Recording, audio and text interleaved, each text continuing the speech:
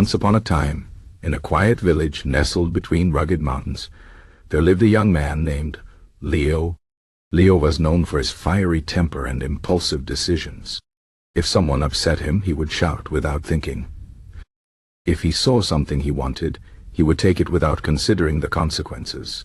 His lack of self-control had brought him trouble many times: broken friendships, lost opportunities, and a heart full of regrets.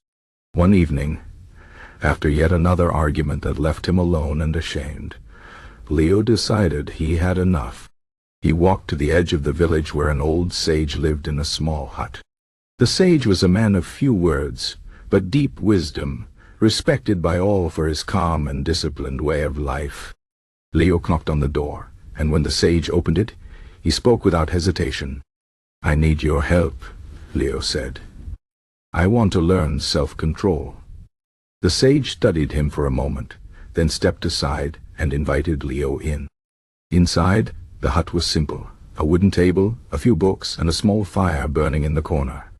The sage sat down and motioned for Leo to do the same. "Why do you wish to learn self-control?" the sage asked. Leo sighed.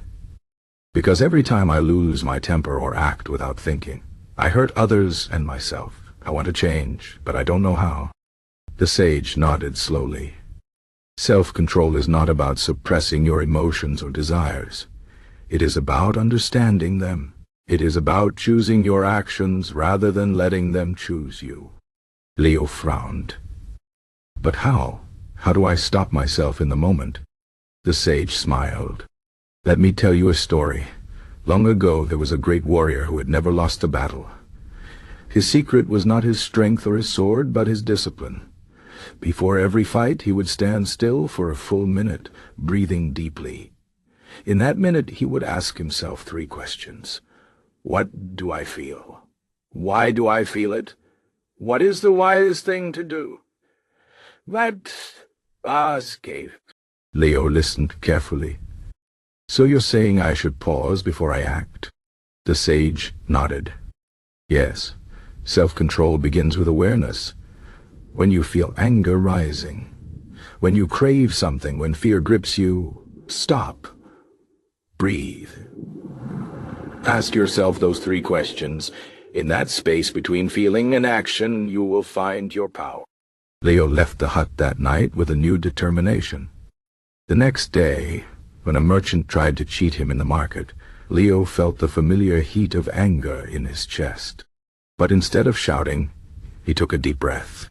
"What do I feel? Anger. Why? Because I was treated unfairly. What is the wise thing to do? Walk away and choose a fair merchant." And so he did. As weeks passed, Leo practiced this pause again and again. Sometimes he failed. Old habits were strong. But each time he succeeded, he felt stronger. His relationships improved. People began to trust him. He made better decisions. And most importantly, he no longer carried the weight of regret. One evening, he returned to the sage's hut. "I have been practicing what you taught me," Leo said. "But sometimes it's still difficult." The sage smiled. "Of course it is.